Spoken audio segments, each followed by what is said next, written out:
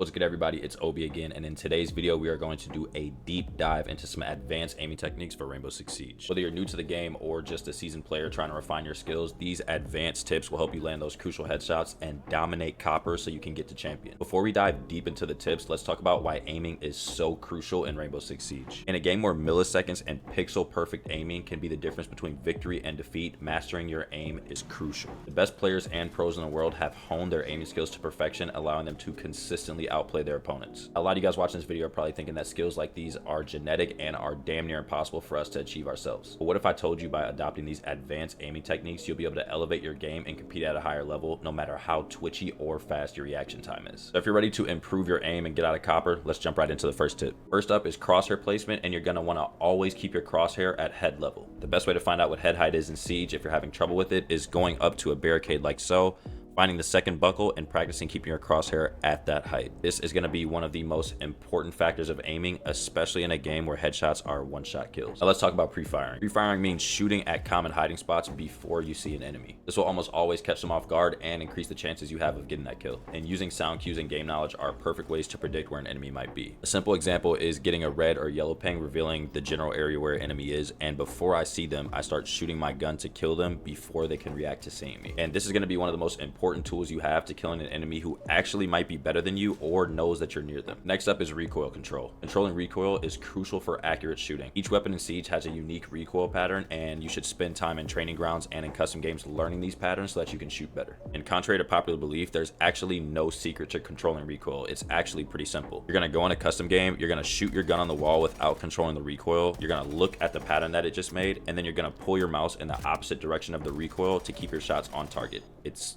literally that simple. The first area in shooting grounds is a great place to practice all of this, and you can do this as many times as you want and clear the patterns off the screen as much as you want to, so it makes it very easy to practice your recoil. Moving on to peeking. Peeking is an essential skill in Siege. You should be using quick peeks to gather information and pre-fire without exposing yourself for too long. A great way to do this is learning the two different ways to peek doorways, which are super useful for killing enemies safely and getting information. The first of these two is psycho peeking. To do this, you're going to want to be ADS'd, and you're going to want to move into the angle, lean the opposite way, and move out of the angle at the same time, and then lean and move back into the angle after. And it takes a bit of mechanical skill and practice, but if you sit in a custom game for about 30 minutes and keep practicing it, I promise you'll get it very, very quickly. If you don't prefer psycho peeking or you think it's too hard, AD peeking is just as good and requires less mechanics. So you're literally thinking the same thing for like a psycho peek. You're going to create a tight angle, and you're going to use A and D on your keyboard to move left and right, or right and left, in and out of the angle to get information and eventually get a kill on an enemy. Next up, we got strafe shooting, and that really just involves moving side to side while you're shooting at an enemy. This makes you a much harder target to hit when you're in a gunfight with an enemy. So all you're going to want to do is practice shooting accurately while strafing left and right to improve your chances in gunfights. A very simple and easy way to practice this is go into shooting grounds or map training, and you're going to shoot at enemies and simply practice moving side to side, attempting to keep your crosshair on their body the entire time. Being able to aim at enemies is very important, but also your movement is just as important as that. Now, finding the right sensitivity settings is key to consistent aiming. Lower sensitivities generally provide better accuracy, but you need to find a balance that actually works for you. Not everyone is super good on high sense, and not everybody is super good on low sense, so you're going to try to find what actually works for you. Experiment with lots of different settings to see what feels comfortable and allows for quick and precise aiming. So to adjust and find a sensitivity that is actually perfect for you, you're going to go into shooting grounds and set up a scenario with at least one moving target at sprint speed. And as the task starts, I don't even want you to shoot the target, I just want you to track it with your mouse to the best of your ability. If you're under tracking while you're doing this, you need to go into your settings and lower your sense. If you're over tracking, I want you to increase your sense and keep adjusting until you have found the perfect one. Now, most experienced players with good mouse control can be good on pretty much any relevant sensitivity, but for beginners, sometimes you don't have bad aim, your sense actually is just too high. So now let's talk about angles. Taking advantage of angles gives you a significant edge in gunfights. So you're going to want to use your lean mechanics to expose as little of your body as possible while you're aiming. This makes it super hard for enemies to hit you while you still can aim accurately. So if you're holding bad angles like standing in the middle of the room or a doorway where you're overexposed, you will most likely die. But using cover and exposing less of your body to enemies will give you a better chance of staying alive and securing more kills in this game. Next up is predictive aiming, and I think it's something that's not talked about enough under this topic. And this basically involves involves using your game knowledge to predict the enemy's movements and their positions. So basically just understanding if you just got a kill from one place, where the next enemy is probably going to come from to get that refrag or to help their teammate out. So to get good at this, you're going to want to familiarize yourself with common entry points, popular hiding spots, and high traffic areas on each and every single map in Rainbow Six Siege, which will take you some time. But by being able to anticipate and predict where these enemies will appear next is going to give you a greater advantage in these gunfights. And lastly on this list, we're actually going to talk about aim training. Regular aim training is essential for improving your accuracy and reaction times, which basically means you should be using aim training tools and custom games in Rainbow Six Siege to practice your aiming skills consistently. Aim labs, Kovacs, and shooting grounds in game are all super useful tools that are going to help you refine and polish the aiming techniques that you might lack. Now let's be clear, aim training does not make you better at specific in-game mechanics, but it can help you get better at mouse control and the movements associated so your gunfights are easier for you in game. And there you have it,